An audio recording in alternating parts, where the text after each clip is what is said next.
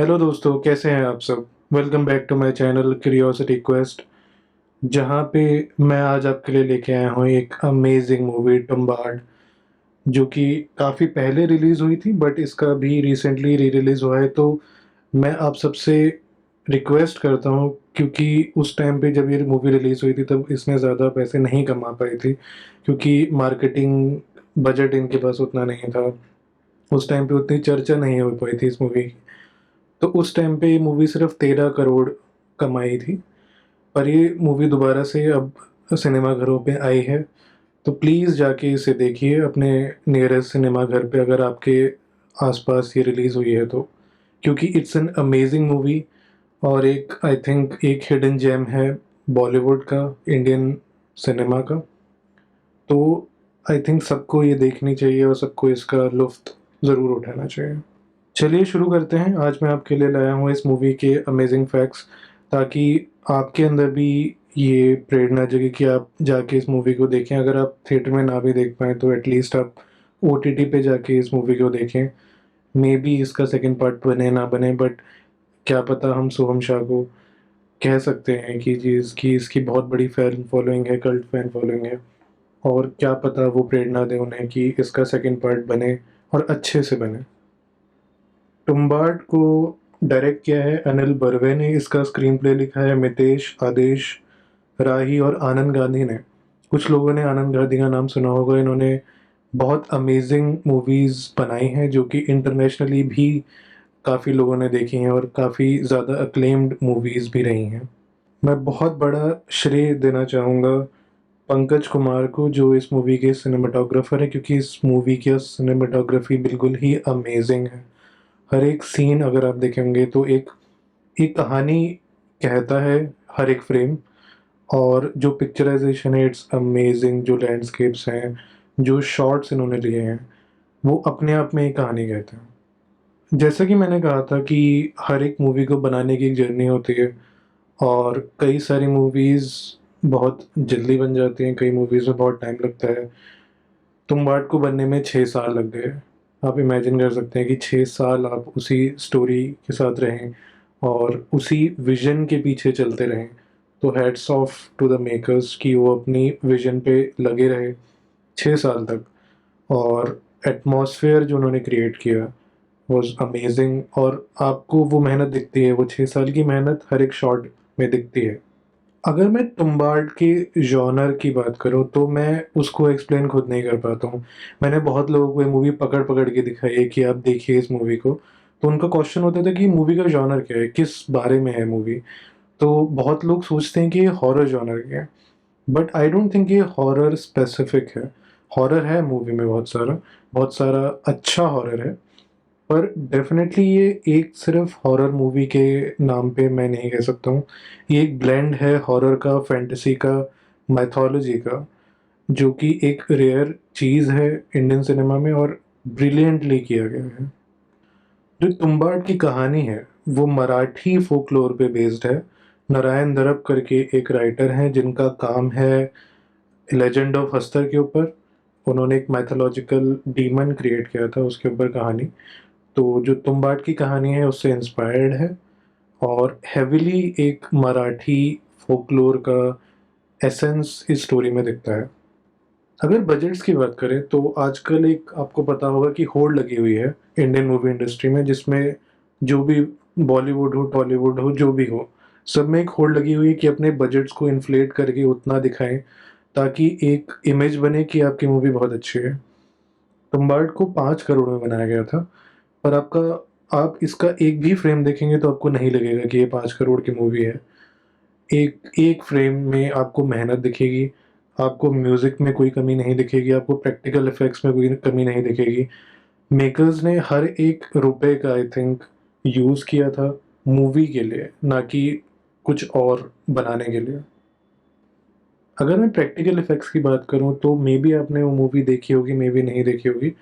तो अभिषेक बच्चन ने एक मूवी में काम किया था, रावण करके। तो उस मूवी में भी एक स्पेशल कैरेक्टर था जो कि था बारिश। अगर आप देखेंगे तो बारिश का बहुत अच्छे से यूज़ किया था उस मूवी में। वो मूवी अच्छी हो ना हो, बट जो सिनेमाटोग्राफी थी उस मूवी की वो बहुत प्यारी थी। इस मूवी में भी बारिश का बहुत प्यारा तरीके से यूज़ किया गया है। बारिश को एज़ अ कैरेक्टर यूज़ किया गया है। बारिश को यूज़ किया गया है एटमॉस्फेयर बनाने के लिए। एक स्पूकी सा एटमॉस्फेयर, पर एक और तरीके से वो दर्शाता है कि जो ग्रीडीनेस है और जो हम सफ़रिंग करते हैं, उसका जो साइकिल है हमारी लाइफ़ में हमेशा घूमता रहता है और हमारी लाइफ़ उससे हमेशा जुड़ी रहती है। ये मूवी का स्क्रीन प्ले जितना मैंने समझा है बहुत टाइटली बाउंड है। आपको कभी भी बोरिंग फ़ील नहीं होगा, आपको कभी नहीं लगेगा कि आपको मूवी छोड़ रही है, आपको हमेशा पकड़ के रखती है मूवी। चाहे वो डेफ़िनेटली जो सिनेमेटोग्राफ़ी है उसके लिए कह लें या म्यूज़िक के लिए कह लें या एक्टर्स की एक्टिंग के लिए कह लें। ये मूवी हमेशा आपको पकड़े रखती है, हमेशा आपको एज ऑफ द सीट पे रखती है कि आगे क्या होने वाला है। जैसे हम बचपन में दादी की कहानियाँ सुनते थे, जिसमें हमें हमेशा पता नहीं होता था कि आगे क्या होगा और हम ईगरली वेट करते थे कि यार आगे जाके क्या होगा, आगे जाके अंत में क्या होगा। तो इसके अंत में भी एक बिटर स्वीट एंडिंग है जिसमें हमें बहुत चीज़ें सिखाई गई हैं लाइफ के बारे में। तो आई थिंक ये वही दादी की स्टोरीज़ के जैसे है जो कई बार स्पूकी भी होती थी, बट हमेशा आपको एक चीज़ सिखा के जाया करती थी। जैसा कि मैंने कहा कि इस मूवी में प्रैक्टिकल इफ़ेक्ट्स का यूज़ किया गया था, पर उससे ज़्यादा जो इम्पोर्टेंट है इसमें प्रैक्टिकल लोकेशंस का भी इस्तेमाल किया गया था। जैसे कि मैं क्रिस्टोफर नोलन का बहुत बड़ा फ़ैन हूँ, उनकी मूवीज़ में बहुत ज़्यादा प्रैक्टिकल इफ़ेक्ट्स और प्रैक्टिकल लोकेशंस यूज़ की जाती हैं, क्योंकि वो एक रियल फ़ील देते हैं एक मूवी को।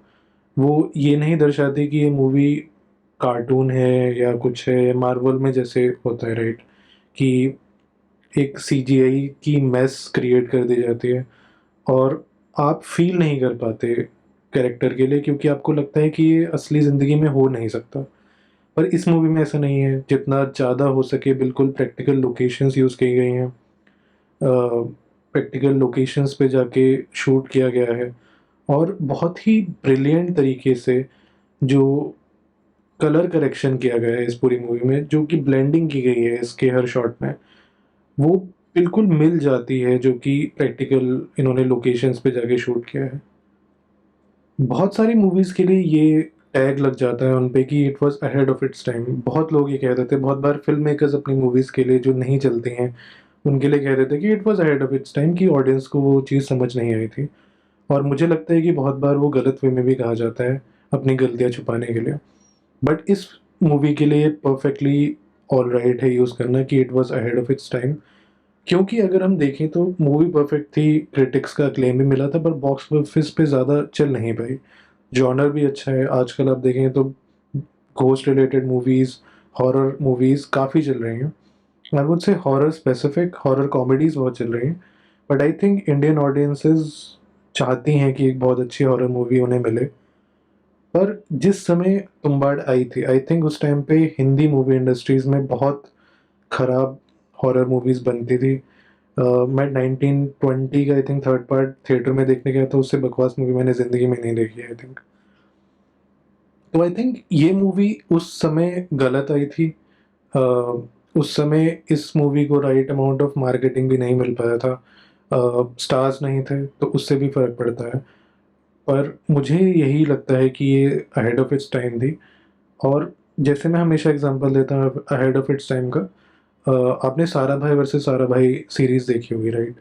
तो वो definitely ahead of its time थी। उस टाइम पे जब वो आई थी वो बिल्कुल नहीं चली थी, वो उसे नेटवर्क से हटा दिया गया था। पर इवेंचुअली उसने अपनी ऑडियंस को फाइंड किया और एक सेकंड सीज़न आया था जो बिलो पावर था, but I think third season एक और आ रहा है, होपफुली वो बहुत अच्छा होगा।